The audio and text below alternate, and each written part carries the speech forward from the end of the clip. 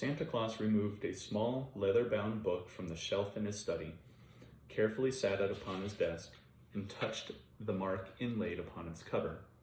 He caressed the frayed edges and cracked binding, opened the book, carefully turning the brittle parchment until he reached a crude ink drawing of a thin, stern-faced, bearded man holding a shepherd's hook. Santa Claus ran his finger across the rough parchment, lightly tracing the inscription below.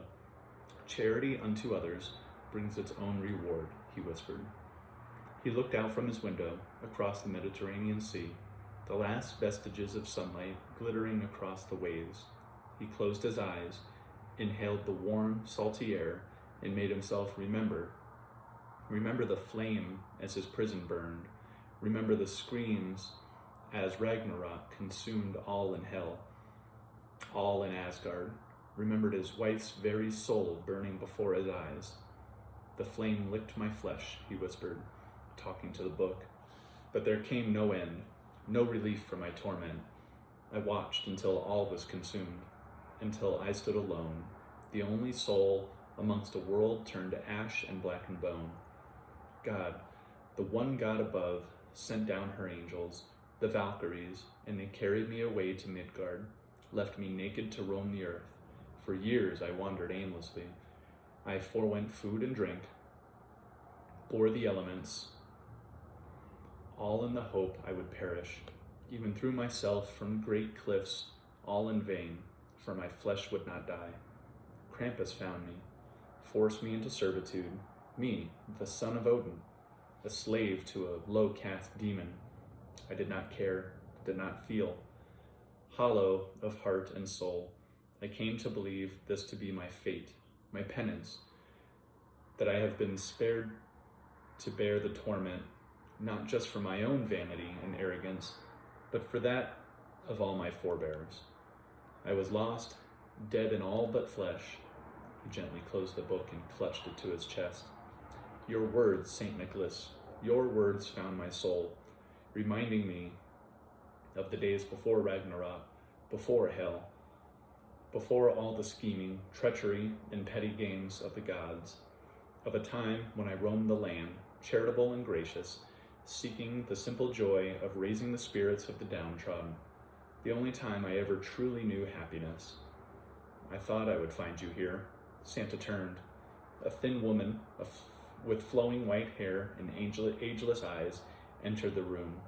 She wore a dress of dark crimson trimmed in gold. She took the book from him, sat it back upon the shelf. You need not the teachings of a dead saint to show you what is in your heart. Sometimes I forget, Santa replied. The play of gods makes one yearn for a simpler time. She touched his hand. Your charity is not to please the gods. It is your nature. True, I know no joy greater than spreading hope and cheer, but do I also enjoy hearing my name in song? But do I also enjoy hearing my name in song, seeing my image celebrated in every corner of this earth? Yes, I must admit I crave such, that my heart will not be content until everyone sings my songs. Charity is your vanity, so what of it? No one has put it upon you to be a saint. Charity is its own nobility, regardless of purpose. The only truth I know for certain is that when I fly around the world giving gifts, helping those in need, it is only then that I forget the pain of my past. Beyond that, beyond the gods, beyond the gods, and where I might fit in their great designs, it matters not. He is coming. Krampus? She nodded.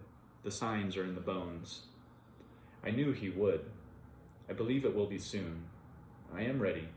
Santa Claus hefted his broadsword from the corner, sat it on the desk.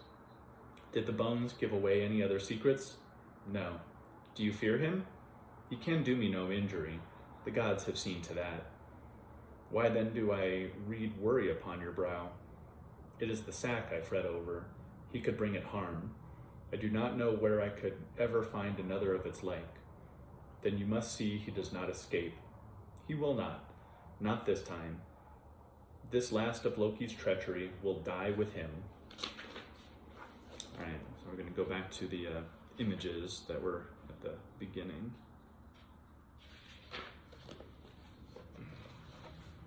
Krampus.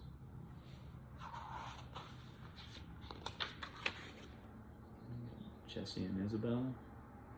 I like her hat.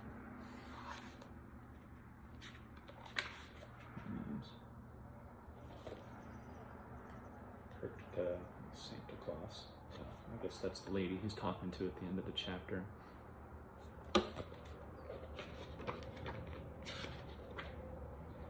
Whippy and Nippy. Bell Snickles.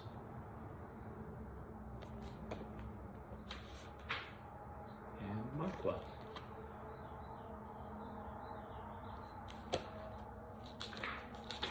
Alright, that's the end of chapter 10.